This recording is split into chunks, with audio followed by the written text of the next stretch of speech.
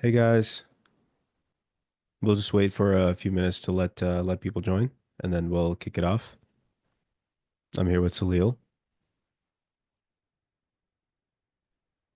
Hello.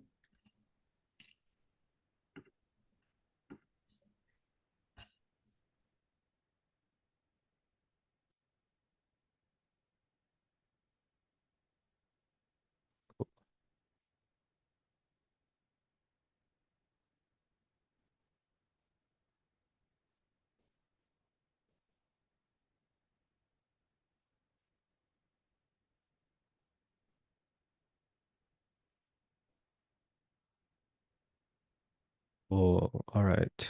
Let's see.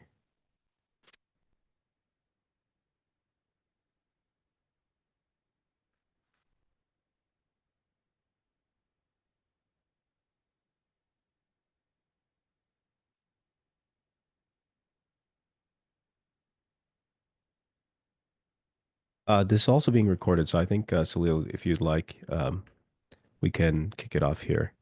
Um, But yeah, so I'll introduce Salil. So Salil has built Stealth Note, which you guys may have seen more recently on Twitter. I think it's kind of going a little viral. And so he is going to do an introduction into building ZK apps. He's a DevRel engineer in Aztec. And then he'll also do another session next week. They'll kind of build on some of these ideas where he'll go deeper into Stealth Note, the app that he built. But yeah, Sil, I'll let you take it from Yeah. here. Yeah. So yeah, this is a introduction to building ZK apps. Uh, explain some of the concepts of ZK and like what, when, and why do you need a ZK in your application? And then we'll do some live coding. I think we can do. Um, but yeah, it's not we are not building any specific app today, but like I think this is like an introduction to building general apps, and then what you need to uh, think of or consider when you're building your own apps. So yeah, let me share the screen. Oh, yeah. Okay, cool. You can see the screen, right? Yeah, I think this is enough. Yeah, Rafi, like the screen is fine, right? You can see the screen. Yes, yeah, I Okay, can. okay, cool, cool, cool. Yeah, yeah. So yeah, I mean, it's not like a big slideshow presentation or something like it's just some high level points. So yeah, what is ZK? So I think we're not going into the underlying mathematics or anything. I think like some of you have read about this. Some of you might be coming from, you're like a software engineer for some years building Web2 apps, or you have some experience writing Solidity, and then you are getting into ZK. So yeah, this is mainly intended around this, or like this software engineers who are coming into ZK. That's what I have in mind. But yeah, let's see. So yeah, ZK, in ZK, like you're proving a computation was done correctly without revealing the inputs to the program, or without revealing all the inputs to the program. So let's say you have a function like this, and this is like your ZK program, or like you, as we call it, like ZK circuit. And then you as a prover, you can prove that you know like a valid inputs to this program, but you can prove that you know valid inputs to this program without revealing what the inputs are. And this is a new paradigm. Like something like this was never available in software engineering. Like if you cannot prove you have run a computation, right? And then hide some portion of it. It was not possible. Usually when you want to prove that you know the inputs to your program, you just provide these inputs, and like the verifying party, they run the program with the same inputs and see if they get the intended output. But yeah, with ZK you can hide the inputs, and that's the whole idea. And how it works is, that's the hard math part of it. We are not going into that, but roughly like your circuit, your program, it's like your circuit, it gets like arithmetized into some arithmetization scheme, and then it gets converted into polynomial, and then you're committing to this polynomial, etc. You can read about it, but I don't think I mean, you can still develop a ZK app even if you don't fully understand the underlying math. Yeah, so in this program, like you have a function main, and then you have a year of birth, and you have your current year, which is public, and this is private. So if you're proving that your age is above 15, so you're doing like current year by year of birth, and then proving it's above 15, and the year of birth, this is a private input. So when you make a proof of this program, you're basically convincing the verifier that your age is greater than certain number, but you're not revealing what your actual year of birth is. Now, of course, this is not like a real practical circuit, but just a hypothetical example.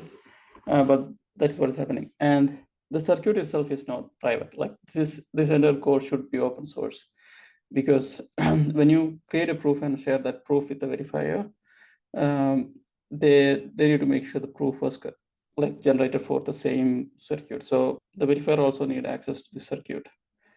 Okay, so once again, like you have program which is public, and there is one entity who is executing this program with their own private inputs, and we call that entity prover. And there's another entity that verifies the proof generated by the prover, and that entity is called verifier. Yeah, once again, yeah, so prover generates something called witness. Witness is basically means valid inputs. Maybe it's private input, or sometimes it's public, but yeah, we just call it witness. And you might see this term in our documentation or something. So yeah, witness generally means valid input to the program. You can think of it that way.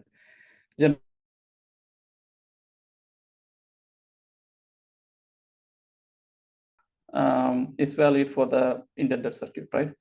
Now, prover could be like the user of a ZK app. So if you have an app, and then you have some element of ZK circuit in it, like the person who makes proof might be the users of your app, and the like your application server might be the proof verifier, right?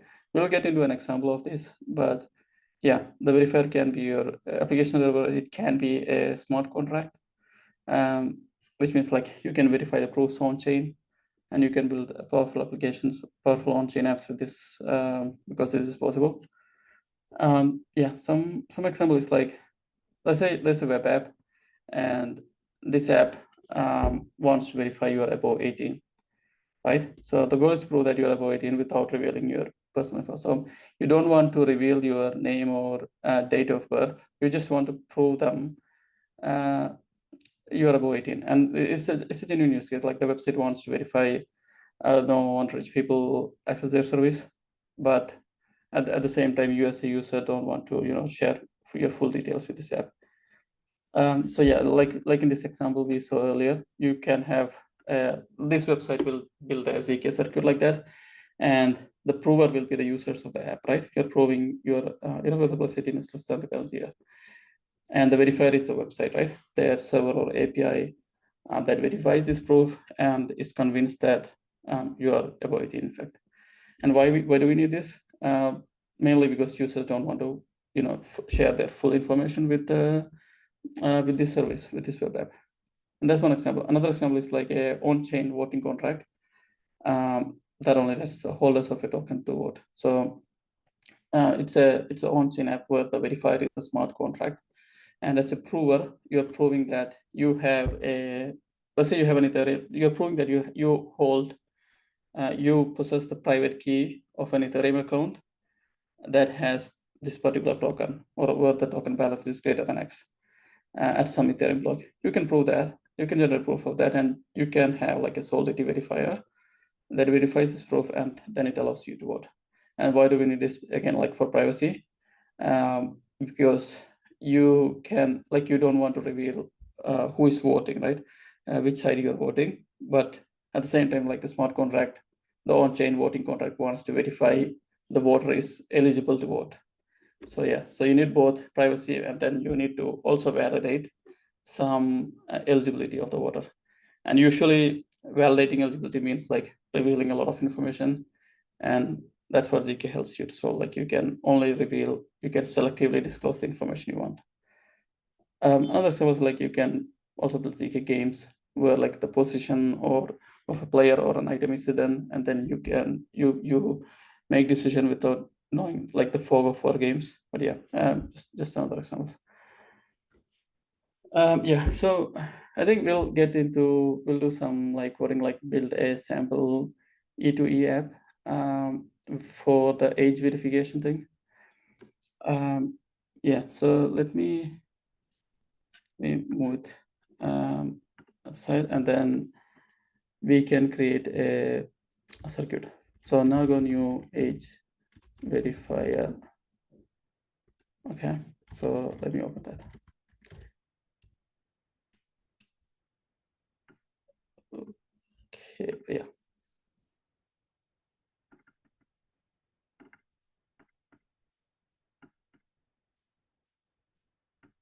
Do you see this thing, Rafi?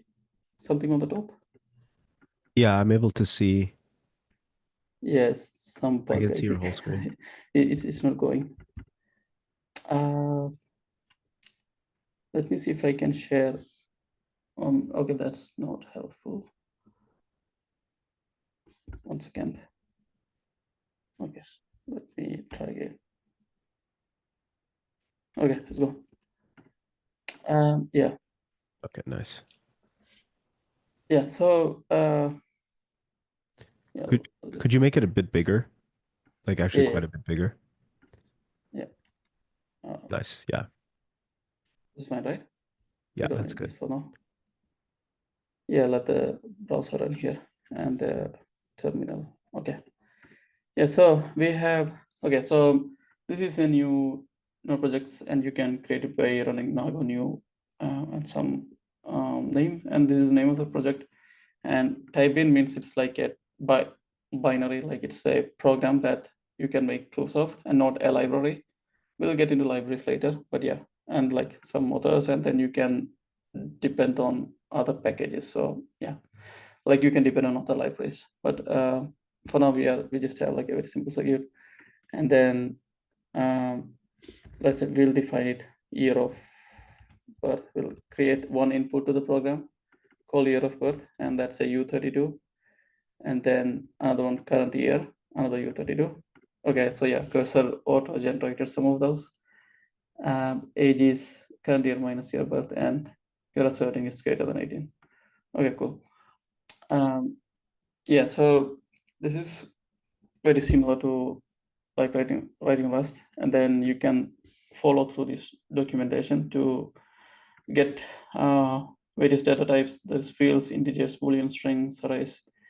Then yeah, we have the concepts of functions, control flows, if else, for loops, yeah, logical operations. So yeah, the documentation is quite good, I think, and you can you go through this to understand how to build like more complex programs.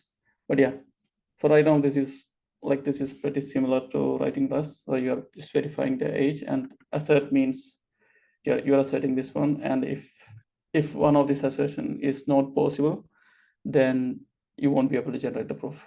Or even if you somehow generate the proof, the verifier's verification will fail. Yeah, and you can also write test in this is unit test in the same circuit. So test, let's call it test valid age, and then you're calling the main function with year of birth, let's say 90. Okay, yeah, we just keep one for now, 1990, and yeah, 2025, and then you can do now go test one test passed. So if it was you will see test valid age, one test fail, this line fail, of course this assertion will fail. And this is like, yeah, this is unit test. But we can also see how to make proofs. So let me create a JavaScript folder for all the JS things, and yeah, init why yeah, empty packages. Now we need to add dependencies as stack pbjs, and Node.js. So Noir is like a language for writing ZK, but the proof generation and proof verification happens with the backend. So Noir can technically work with multiple backends. And in our example for this workshop, we are using Aztec's backend called Battenberg. It's like, or BB in short. And both Noir and BB has a JS SDK, and we'll be using this SDK to make proofs. You can install, if you go to the quick start, and I think it's probably covered in a previous workshop, how to set up a backend and how to install Node, etc. But yeah, you have all of this in the getting started section. Anyway, so yeah, we have installed these packages. Now let me just create a main.js file. I mean, it's just a JavaScript file, and then I'm importing from stack/bbjs, and what we need to import is called ultra honk backend. This is just like a proving flavor of BB. You should be using ultra honk. There is ultra plonk as well, but that's going to be removed soon. Ultra honk is the latest flavor of BB, and it is much faster. And yeah, we need to also import Noir from Node.js. Okay, so let's write a function, or maybe not a function. We can initialize the ultra backend class with, and you need to pass the. Okay, so before we get to that, we need to compile our circuit. So that would be narco compile, and you will see the compiled. Let me format this. So this is the compiled circuit. It's just JSON, but this bit is bytecode, right? This is the compiled bytecode of your program, and proof generation verification happens with this bytecode. Okay, so we need to also import that circuit from target/h25. Okay, and to our backend, we need to pass the bytecode, circuit/bytecode, and then we also, so we are initializing this instance of the backend. So I think maybe we can first initialize the Node.js with circuit, and then yeah, you can generate. So as a prover, like this is a prover. Okay, so as a prover, you're creating the witness to this program, and that would be like this. Await no.execute, and you need to pass your inputs. So the inputs to your program is year of birth and current year, right? Year of birth is and current year is this one, and you have the witness. Okay, and now you initialize this backend class, and then const proof is await backend.proof witness. So you'll get the proof. Yeah,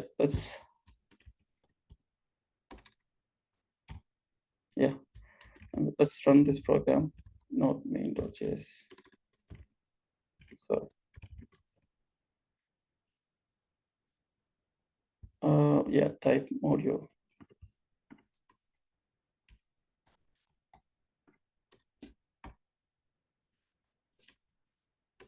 I think I'm gonna older version of Node.js. Okay. Oh, I think this needs a set type JSON. Yeah, we are importing JSON file, right? So it needs something extra.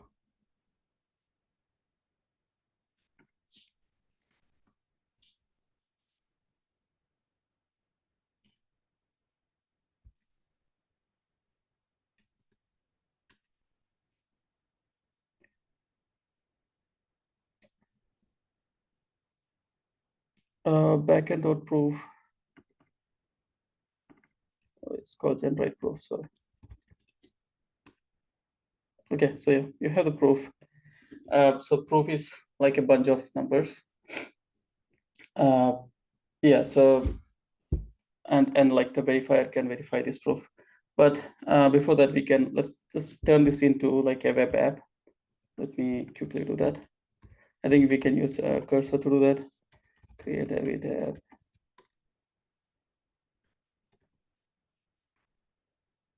With a simple HTML form that takes.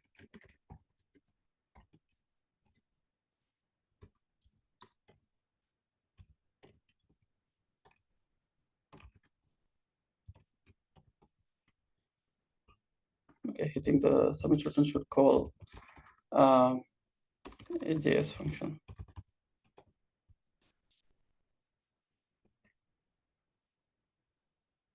Okay, it's creating something.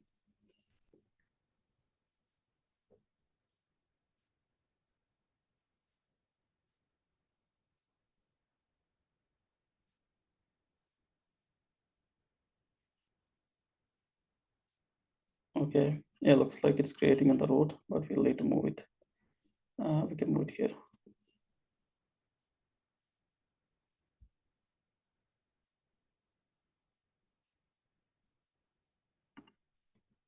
Yes, so let me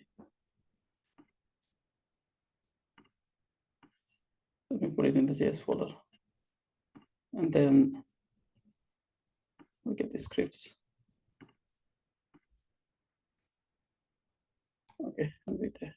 Yeah, we don't need this, I think. Oh, once again, yeah. And we'll put our logic here.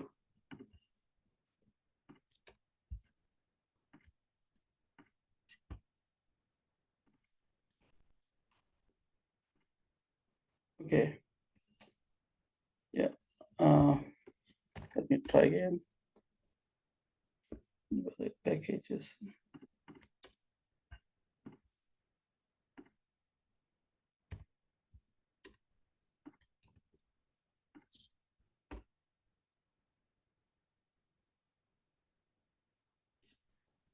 And okay, yeah, we have something which is quite a decent UI, I think. So let's say some username, and then let's try this. Okay, yeah, I think there is one thing missing here. We need to create a VTech config, and then if you're building like a front-end app in Noir, then there is some extra thing you need to do. Yeah, I mean, if you're using VTech, you need to put some config. This is because like Noir needs a wasm to work, and then to enable wasm being loaded as it is, you need to put this line. So yeah, it's mentioned in the docs. So you can just copy that config. Okay, so yeah, this is a wrap. Let's try again. Let me pick some date for now.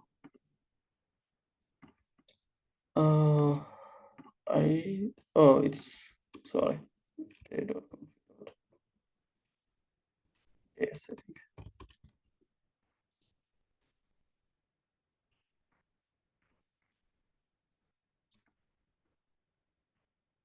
Okay, yeah, it's generating the proof. So what's happening is you have.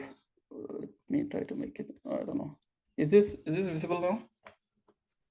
Could With you maybe make this, it a little bit bigger? I think for yeah. the stuff on the sidebar is not as visible. Yeah, Okay, that's good. so again, all right. Yeah, so this is the generated form, and then you have this main JS, and let me, okay. And if like there is a submit event on this form, then it's calling this function. You have this username password, and then like this is basically your previous stuff. You're generating proof, and then you have the proof here.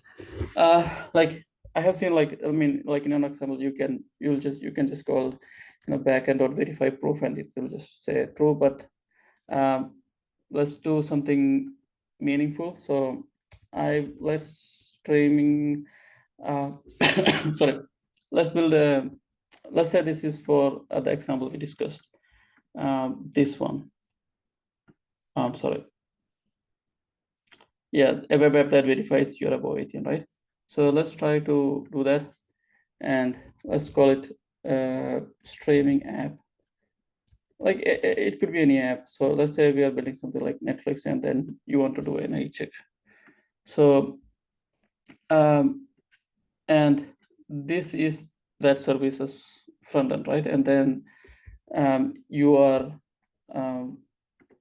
okay, so it's like yeah, streaming service, and you're registering, you're creating an account here, and this service will validate your year of birth, right? And the goal here is that you don't want to send this year of birth to you don't want to send this date of birth to the API server. So this is the server. So let's get cursor to generate an app. Create, okay, set up a Node.js project and an Express API. Create an API route code register, its username, password, and a proof from the body, from the payload. Okay, let's try.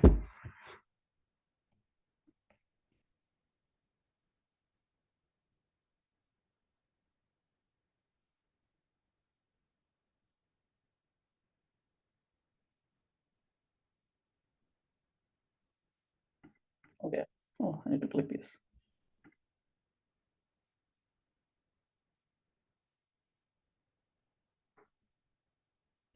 Okay, something is happening. Yes, accept. So express body parser. So this is to parse JSON and port 3000. And then you have a route, username, password, proof. Okay, you're validating, making sure they're present. And then, okay. So before we register, we want to verify the age proof, right? So we will get the verification logic here. So, all right. Okay, let's build this. So we need to also install add the Aztec and BBJS and Node.js here, and then yeah, you can ultra honk backend, and yeah, no backend. So we'll do the same thing here, but yeah, I think we only need the ultra honk backend here for now. With the circuit, right? So we need to import the circuit here, or maybe like read it from. Okay, so the circuit, this JSON, this is the circuit, compile circuit, right? So the verifier in this case is this API server. They also need access to the circuit. So, ideally they should also compile the same circuit, make sure that's the internet one, and then use the compile circuit. So we have this, I just copied from here. So you have this age verifier, and then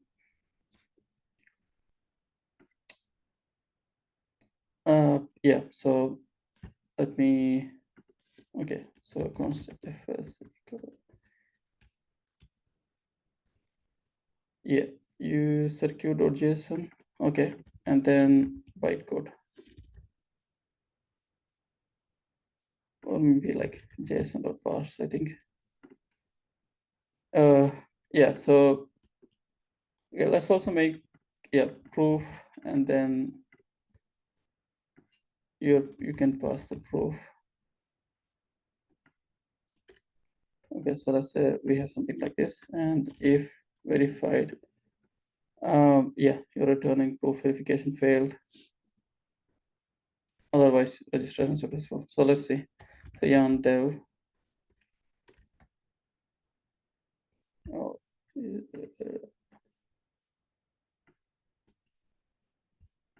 let's call node moon. So we have a dev server.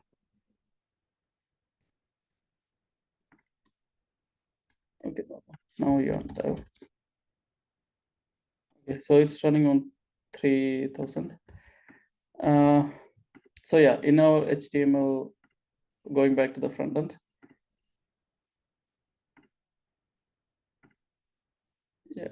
copy this file. Okay, post to, and our API route is /register. Okay, so yeah, it will generate some of the code. Yeah, so we need to send user. Okay, we don't want to send the DOB, so username, password, and our proof. And then we'll see the response here. Okay, so let's try that. Again, some password.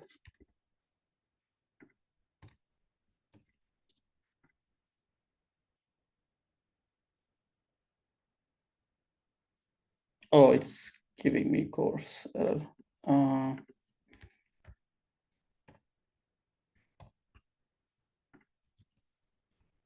Add course plugin.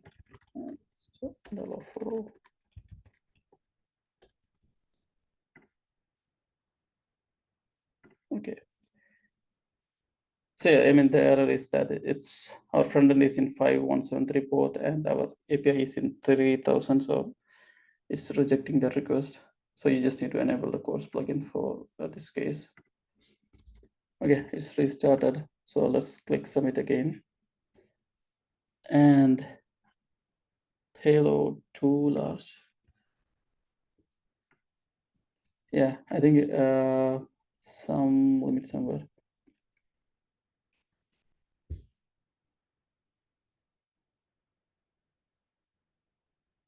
Yeah, so we can set the limit, increase the limit to 50 MB, which should be fine.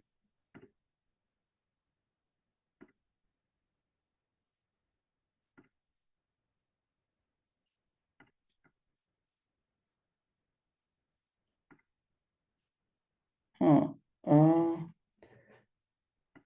So it's failing to read this file. Read from, let me make it bigger. From the same directory. So you need something like, no, use path. Okay, yeah. So you need this one. You need to path.join direct name and then, yeah, age verifier.json. Oh, I think previously we were like trying to read for circuit.json, which is wrong anyway. Okay, so we have the server again. Let's try.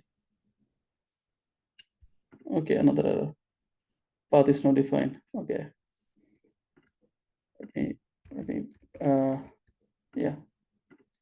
And constant path. Yeah, we didn't import that.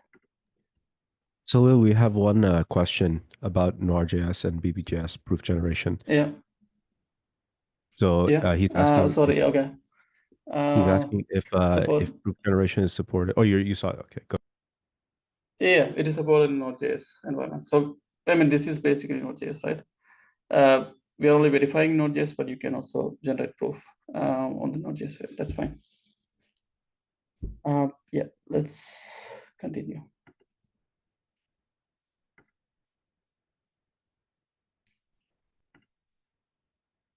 So I think, yeah. So yeah, this is a structure to verify proof function. You have to pass a proof and the public inputs. And normally the public inputs should come from the browser, I mean from the API. So let's do that as well.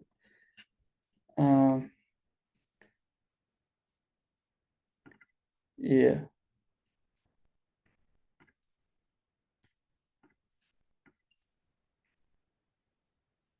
So this proof, okay, it's actually an object called proof and public inputs.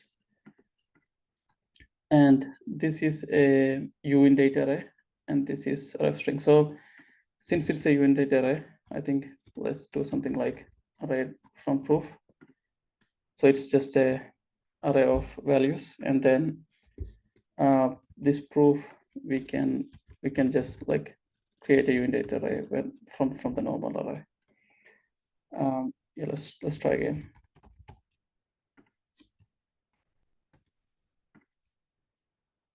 Okay, nice. Oh, registration successful. So that went well. So we can inspect the API call. So username, sorry, payload, username, password, and the public inputs. We didn't have any public inputs, and this is the proof. And like the server verified the proof. So now the server, like the verifier here is the API, right? And the API is convinced that the proof is valid because they are also verifying the proof with the same circuit. There is another way to verify. I mean, it's basically the same thing, but there's another class called Barathenberg verifier. You can also verify with that with the verification key. But let's use this for now. But one other thing is we didn't. Okay, so like when they're verifying this proof, it means nothing to them, right? Because for one, the current area is like a private input, and they don't know what current area you use. So as a prover, you could. So this is the prover. So this is a prover JS where you're generating the witness, right? And this is like a private input, and you're passing that. You as a prover, you're passing it's the current year is 2025. Maybe you're not. Maybe your age is, let's say, this is 2020. You're only 5 years old, and then you want to prove you're a 18. You can just fake this to 2050, and you can still make a valid proof because unlike the verifier has no idea what is the current year you used. So in this case, the current year should be a public input. I mean, this is still not a practical circuit, but I'm just showing one case for now. Okay, so let's make this current year public and then compile. No, sorry. Compile. Okay. Okay, now let's refresh the page and then generate the proof, and we'll see the new proof.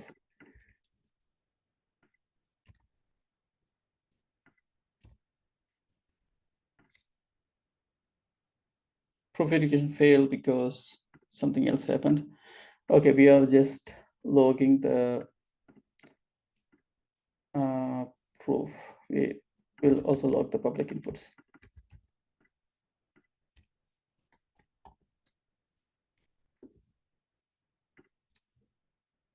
Okay, so this is your proof, and this is the public input, and like this is the hex value. So you can, if you like if you just paste this in a node program, you can see that that's the value 2025, right? Now you're sending the proof to the verifier, and okay, so you are let's go back to the server, public inputs, and if you go to the network, let's see what's happening. So yeah, you're sending the public input, you're sending the proof, but the proof verification failed because it's verifying with the older version of the circuit. You need to copy this JSON, the new version of the JSON file here. Yeah, let me delete that. Copy, because we changed the circuit, right? So we are verifying the proof. I mean, the server is trying to verify the proof with the older version of the circuit, where the current year was private input, and that's why it failed. Okay, so it should be fine now.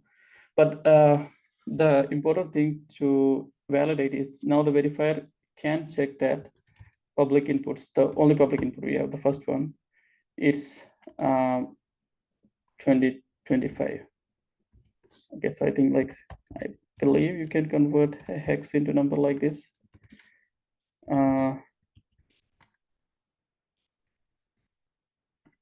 So let me, okay, yeah. So if the first public inputs value is not 2025, then we just call it failure. And then let's, okay, so it's successful. It's a valid input. And if you try to, create with the incorrect input, it will fail.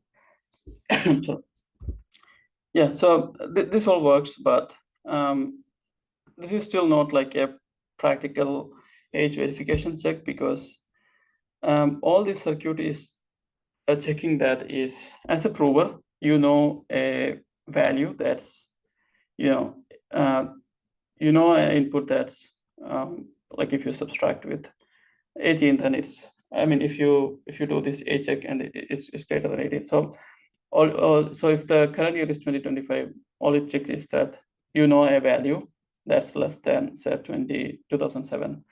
and anyone can create such value. So there is no way to check here that prover is honest about their age, and without that, like, this whole thing is pointless, right? You are free to provide any value here.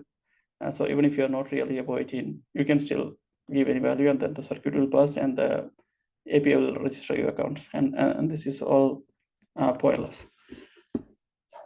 So yeah, so with that, I think, like, we'll get into a different example of RSA verification. So this is an example that I built for an older workshop. So let me close this. Yeah, maybe we just need the browser for now. And let me share this in the chat.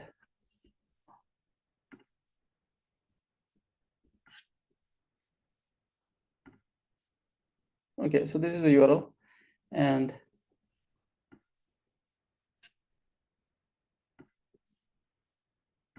yeah, this is the repo for that. So yes, we'll try to open this in GitHub code.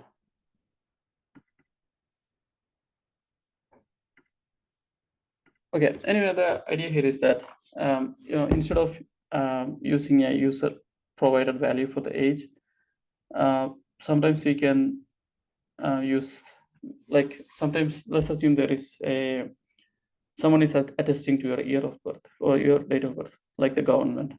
So okay, so we are considering a case where your government is signing to your name, address, year of birth, and then they are signing with RSA, and yeah, and like they're providing their RSA public key. So anyone can verify that your details, right? Using RSA verification. So there's no ZK. It's like, and this is not like a dumb example. This is basically how, like, you have this information in passport. So new passports have, and some countries have identity. Like in India, you have this called ID called Aadhaar, and that's basically information from the government about your personal data with a signature from the government. So it's basically saying that government has verified these credentials of this person, and here is a signature to that. So we are making use of this app to mimic such scenario. So this page, let's say this government is generating a new RSA key pair. So it's just you have a private key here and you have a public key, and like this is the integer version of that. And like maybe in another tab, or like you government, like this is the same private key that you just generated, and then government is signing some data, right? And then let's say government is doing this, so 30, okay? Like a JSON data, I'll copy this, and then the government created a signature. So the government is giving me this data and this signature, and I can give this to, okay, let me open this in another tab.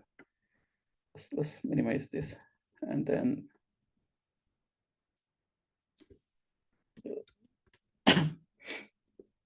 so government gave me this data and the signature, and then I'm giving this to a verifier, telling me this is a data and this is the signature, and it says verify. So what this means is, so in this case, like taking back our previous example, this is just me using the streaming service web app and trying to create an account, and this will be their backend API that tries to verify the RSA signature. So far there is no ZK or any fancy cryptography here. It's just pure RSA verification, and we can just do a small code walkthrough of this one. Okay, let me open this log that I think I have. Yeah, example RSA.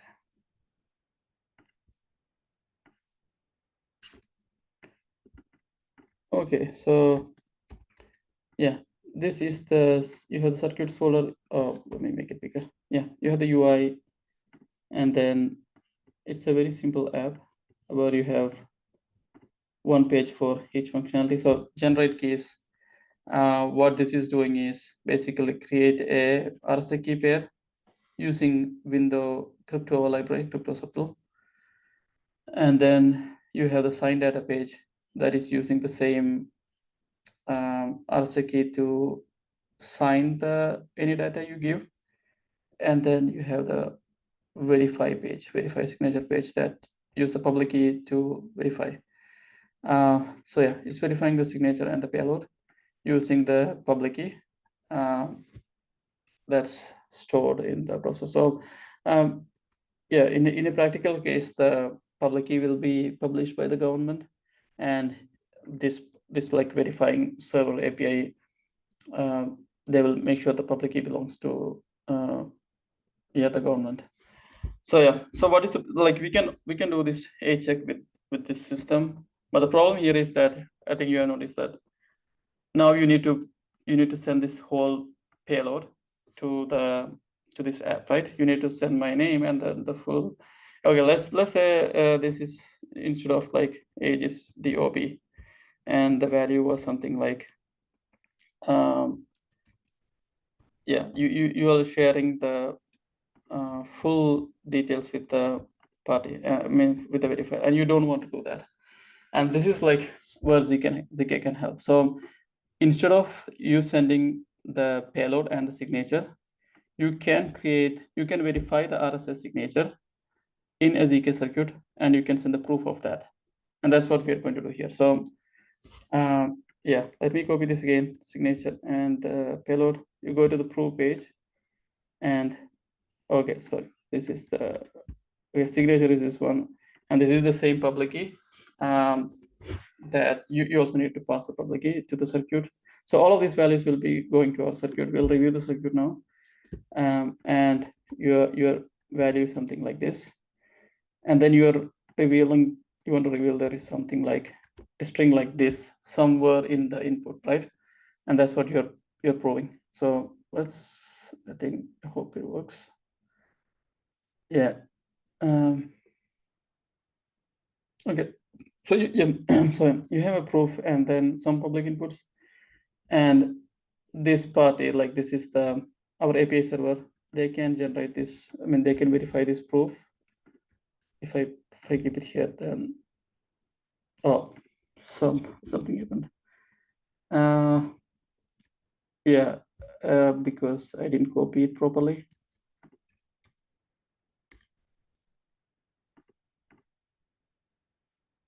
Okay, verify true, and yeah. So yeah, so this is why we need ZK here, right? So now this is the payload, right? This is like a private input to the circuit. So the verifier will never see this, but this is a public input. This is the only bit that we are revealing, and this will be one of the public input. But you can see like you have a bunch of public inputs here. This is because the public key of the government, that is also one of the public input to the circuit. But we can find out the one we want, and I think it's this bit here. Okay, maybe we can come back to this once we review the circuit code. That might be easier. So let's go to the code. Yeah. So Salil, yeah. there's a question also, like a follow-up on the previous question, if you want to answer that in the Q&A. Okay, follow up. Does Cloudflare support Cloudflare before? I'm not sure why. So Cloudflare, as in the Lambda functions, it should support because it support Node.js, I believe. I have not tried myself, but yeah, I think, or at least I didn't fully understand the question. Yeah, we can get back to it if you want to clarify the question. Okay, let's continue here.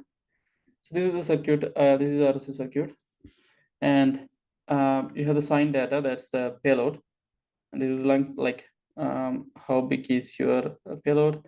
Then this is the government's public key. This is also this reduction parameter is also a part of the public key. Let's say this is required by our RSA library, and you have the signature, and then this is the portion that we want to reveal, the reveal data bytes, and like the length of the reveal data bytes.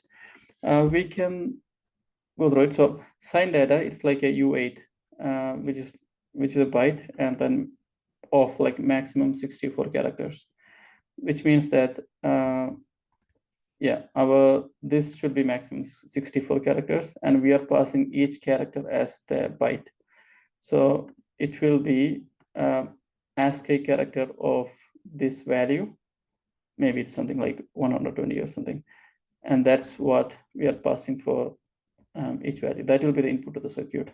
We'll see. We'll see the input generation of this one. So we're dealing with each character as one ASCII byte, and that's the same for the reveal data. It's a U8 of 20, so you can reveal a maximum of 20 characters from your data. And your public key and your signature, that's U128 of 18 items.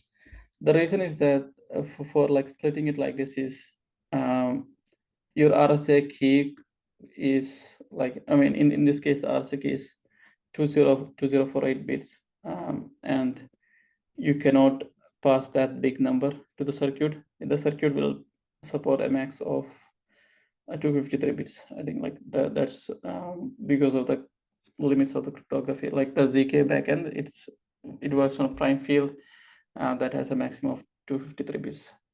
Okay, so anyway, like for that we are using a library called BigNum.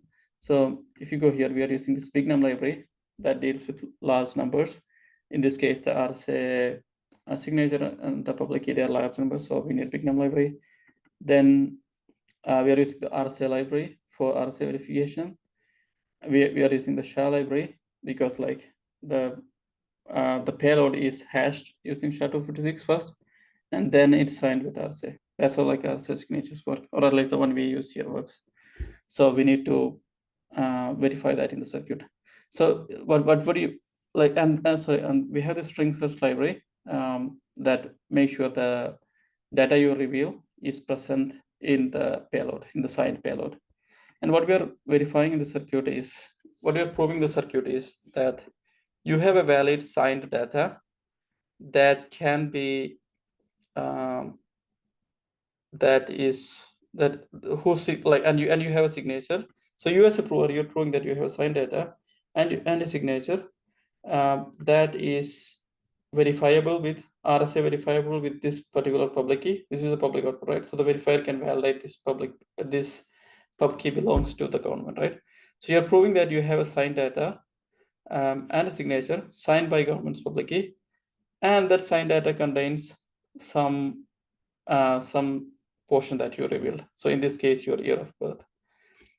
So yeah, so we have the data. We are doing a SHA-256 hash, and you get the data hash.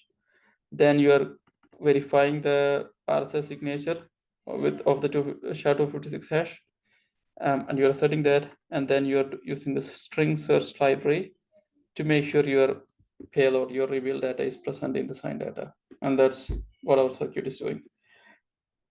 So yeah, if you go to the proof page, yeah, signed data is a message. We are doing this text encoder dot encode, so it will convert the string into the array of ASCII bytes, and same for reveal array. And then we are preparing the inputs. We are splitting the public key and the signature to chunks of 120 bits, so there will be 18 chunks, and then yeah, then the rest is same, like the same. Yeah, you're initializing the backend and then generating proof. Okay, so you can play with this later, but yeah, the thing I want to highlight is the importance of ZK here, and like how you only revealed a portion of some portion you want, and like yet the verifier is convinced of the same result. So okay, so a good one thing to note here is that like the verifier should verify the public input belongs to like the public key and the public input belongs to the government. So if you expand this one, if you go to our circuit, you will see that, okay, I closed it once again. Yeah, we are almost out of time. So let's do it quickly. So yeah, you have public inputs. Your pub key is your public inputs, and that's like 18 items, and your reveal data is 20 items. So you have a total of 38 public inputs, which is why this array probably has 38 items. And I think like this first 18 items, this is your government's RSA public key split into chunks of 120 bits. And from here, this is the 20 characters that you reveal. I mean, in this case, you're revealing only like 5 characters. So, I mean, the rest is 0, and then you have the 5 values. So if you take this one, right, 00031, okay, this is value 49, and ASCII value 49 is number 1, which is what you revealed, right? And the next one will be number 9. So this 39 must be 9.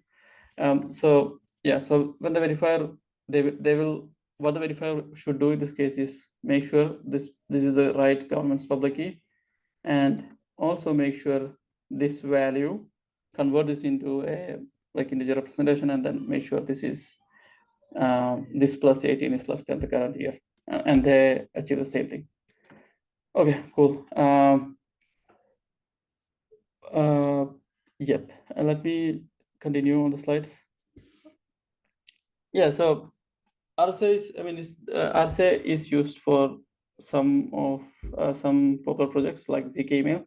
So in email, like the email sender signs the email, and this is the signature of all the email headers and the hash of the email body, and this signature is included in your email header. So I mean, historically, this was done so that like if you receive an email from someone, you can authenticate the email came from the same domain, because the email will have a signature to the body and headers, and then the public key for that signature will be available in the domain's DNS.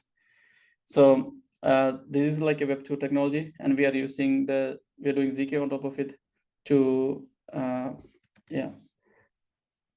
so we are doing ZK to add privacy to it. So you can reveal that you received an email from someone, but you don't want to disclose the email body or contents of the email body, or you can reveal only some portion of the email subject. That's also possible. So yeah, you can check this. This is like a library, so you can use this library to build apps for certain specific email templates. And this is an example I did that use ZK email, that use emails from GitHub to claim airdrops. Yeah, you can check this as well. Let me drop that in Quick the. question also, Salil, that was in the Q&A.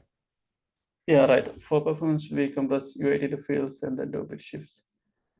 Yeah, I think if it's technically a U8, then you should use U8 instead of the field, because by keeping this U8, Noir will do a range check and make sure the past input is a valid bit and not some random number, not some very large number.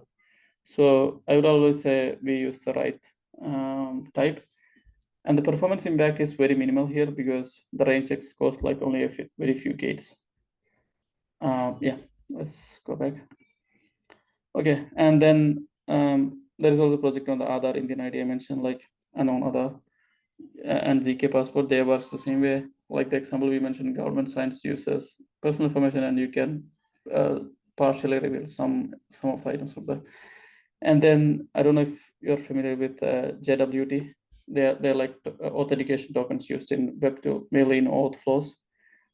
You can also make proofs of that. And this is one application I made. I'll share that here as well. That used JWT. So we'll do a separate workshop on Stealth Mode later. But yeah, I mean, with our like all of these examples are useful for bringing real world data on chain, or like building privacy apps with real world data. So all of this, like this underlying tech, they were built for a separate use case, like to solve spam, to verify your identity locally. But if we can do ZK on top of it, and then you can build private apps, or you can build on-chain apps. Okay, cool. Yeah, one slide on like building circuits. So you can think of ZK circuits as like, printed hardware circuits. And one common example people will run into, I mean, a common problem people run into is this thing called like dynamic loops. So if you, let's say you have a main function and then you have a variable, you cannot loop, you cannot set your loop limit as this input. This is not possible because ZK circuit should behave like hardware circuits. So like if you have printed circuits and you have like 10 wires, you cannot have dynamic number of input wires, right? So this should be fixed. So instead of doing this, you can only do this. You need to define like a max value for the loop. So you will have like 15 wires in your circuit, let's say, and then maybe you can say if it's less than a certain value. But when you're proving, the prover is paying the computation cost for the full limit, even if like you only even if there is an if condition here. So this is somewhat different from how you write traditional programs where you have like a RAM and then you can store some values on RAM and then work with that. But yeah, it's not possible. One other thing is like you can actually return a value from this main function, and that basically means that's a public input. So public inputs and return values are essentially the same thing. It's just like a syntactic sugar, like return value. So yeah, that's one thing to keep in mind. Then there is this concept of gates. So the proving time is proportional to the number of gates. So that's you can get the number of gates to this of a circuit using this bb gates command. Let me show you. Yeah, so in this case, the circuit size is 39,843. So it's not too expensive, somewhat expensive, but maybe in a browser it takes like 5 seconds to prove or 10 seconds to prove. But this will drastically increase if let's say if I'm increasing the max data length. If I'm changing this to, let's say 500. Let's say my like sign data can be 500, and then if I increase this will increase, and naturally the proving time will increase. So yeah, you might need to optimize your circuit to have like fewer number of gates. That's one. And like another thing to keep in mind is like as a circuit developer, one thing to keep in mind is like ensure all the inputs are constrained, and you should think of the prover as a malicious entity. I mean, this is at least how I see it, because the prover can create proof with fake input. So you cannot just expect the prover to pass accurate input. So you need to make sure all of these inputs are validated properly, and this is like the correct type. They cannot. So in this case, if they pass a fake data, the signature verification will fail. But depending on the circuit, you need to make sure all the values are correctly passed. And yeah, as a verifier, you should verify the proof verification correspond to the same circuit. So in our previous example, we copied the JSON file, right? The compared circuit. So it's important to make sure that you are verifying the proof of same circuit, and also validate all the public inputs. So if you're considering this government example, you should validate the public key belongs to the government. So yeah, that's one. Right, yeah. I think that's all I have. No, yeah, we are like 4 minutes over time. Sorry about that. But yeah, if you have time and then have some last minute questions, I'm happy to answer. Yeah, I think Salil, the one question was just that people wanted to get access to the code if you can push the latest changes, and then share that. I'll add it to the Notion so that everyone can see. Um, Yeah, the then age one, age verification, right? Yeah, the age verification. So any like of the changes you made, I think it'll be good to just be able to see that and then link Yeah. the GitHub, and then I'll put that in the Notion. And also I'll share the recording for this. Some people were not able to attend because we have the Aztec office hours that are also at the same time as this. So that they're Yeah, waiting right. to see the recording. But otherwise, I think we can wrap it up. Thank you, Salil, for going through this. And we have another session next week where Salil will go deeper and he'll talk more about stealth mode as he'd mentioned. And if you have any questions still, especially if you are watching this recording later, please ask in the Discord. We'll Yeah. be there actively and able to answer any questions you have. Also, for any of the more technical questions that we've already asked, if you want like more detailed explanations, we can try to answer them. Like for example, with the Cloudflare question around proof generation, if you want like a better answer, a longer answer, we're happy to answer in the Discord. But cool. Thanks everyone. Thanks, Alil. We'll see you Yes. guys in the next workshop. Yep. Bye See you. everyone. See you next week.